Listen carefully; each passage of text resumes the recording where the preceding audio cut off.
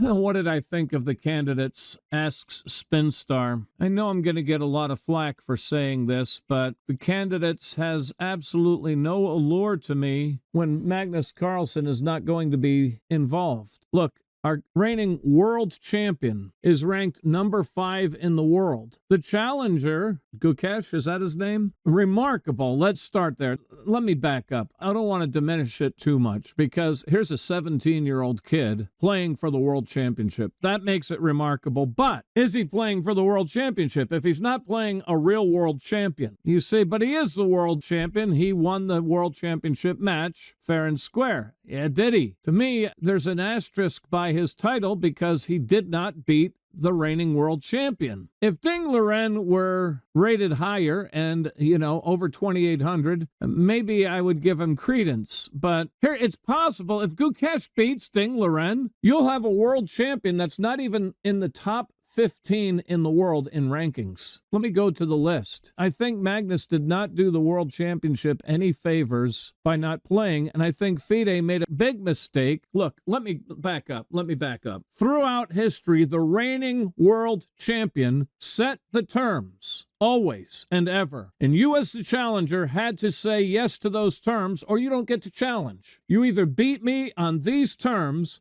or you don't have a chance for the title. If you draw on my terms, I retain the title. If you beat me in my own terms, then you're the world champion. Therefore, it's my opinion that Magnus Carlsen should be able to set the terms that he wants to set. If he wants the world championship to be rapid games and you can beat him in rapid, then you're the new world champion. And then you can set the terms next time. So both FIDE, mainly FIDE, has done chess a disservice, again, like FIDE always does, because they're the most corrupt organization on planet Earth, outside of human governments, of course. Well, okay. I do not like the whole Blitz thing, but if you're the reigning world champion and you say, if you can beat me at Blitz, you're the world champion, okay. Now that you're the legitimate, bona fide world champion, now you can set the rules. Let's put this in perspective. Number 1 player in the world by ranking is Magnus Carlsen. Second, Fabiano Caruana. Third, Hikaru Nakamura. Too bad he didn't qualify. Fourth, Noterbeck, is that how you pronounce it? Abdusattorov. And number 5, ranked 5th in the world, is your world champion, 2762. A fall, 70 points almost, below number 1. Then Ferrugia, then Nepomniachtchi, then Wesley So, Arjun Erigazi, Yewai, Vishy Anand, still number 11 in the world, Sergei Karyakin, Lenier Dominguez Perez, Pragananda is 14, Anish Giri is 15, and only in 16th position is the youngster Gukesh. Now, kudos to Gukesh for his remarkable finish, but it is feasible, ladles and jelly spoons, that he goes in and defeats Ding Liren, and the world champion is not even in the top 15 in the world rankings. So it's my considered opinion that when Magnus laid down his crown, my opinion now, this is opinion. Everybody's entitled to their opinion. They're like armpits. You all have one and they all stink. Okay, my opinion is that FIDE had a good opportunity to just disband the World Championship there and use a ranking system like tennis does, for example.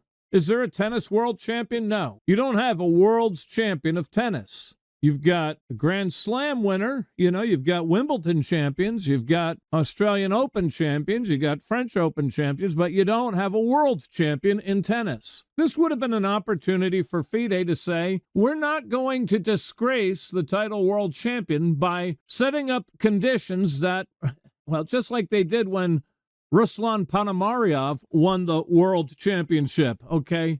Does anybody consider Ruslan Ponomariov an actual world champion, or Alexander Khalifman? Do you really consider him a world champion? Nobody takes that seriously. Not to diminish their strengths. Look, I'm not saying that Ponomariov was not a great, strong player. I'm saying, in my opinion, he wasn't a legitimate, bona fide world champion. And if Gukesh wins the title, I think it's going to only diminish and disgrace the crown and tarnish the crown even more. How do you have a crown on the head of not even a player in the top 10. I mean, not even, at least Ding Liren is in the top 10. Look, I'm happy for the kid. He's 17 years old. He's really shown himself strong, but I've got mixed feelings because you got to be excited, especially if you're from India. You've got to be excited for this guy. But on the other hand, from a chess purist's point of view, look, I already said that I don't like blitz.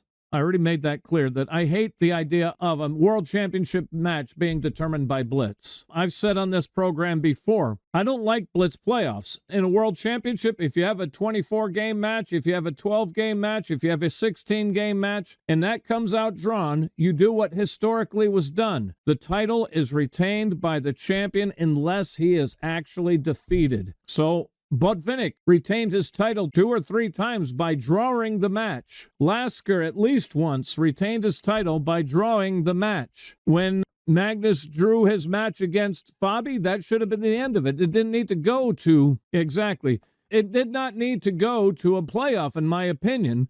I think it should have ended there. But what I am saying is, if you've got a world champion who says, no, I think it's ridiculous to play 12 games to a draw, even though I'm keeping my title, I think we need to mix it up. He's the world champion. He should be able to, as world champions historically were able to, he should be able to set the terms. And, okay, granted, we're only talking about the world championship match. So if you can't beat the world champion in blitz, then are you really the world champion, right? That's what we're saying. It comes down to blitz either way, Spin Star. The way they're doing it now, it still comes down to blitz.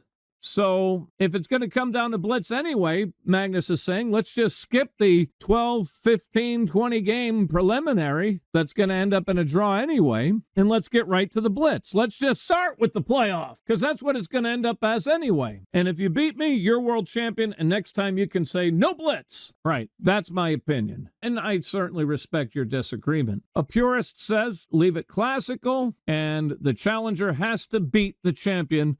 If the match is drawn, the champion retains the title, no playoff. That's my number one preference. But what I am saying is I hate the fact that we could theoretically have a player that's world champion that's not even in the top 10 in the world. That I can't stand. I think the title becomes meaningless, and I think it's been meaningless ever since Magnus laid down the crown. Now, if Magnus were dead, pardon me, God forbid, then okay, you have to find a way to replace the champion. Now, it may very well be that Gukesh will emerge to the top 10. I'm simply saying that right now it would be a shame, in a way, to have this young man holding the crown of world champion of chess. Okay. Unless we see the revival of old Ding, Gukesh is a clear favorite. But frankly speaking, I mean, no offense meant, I wouldn't pay much attention.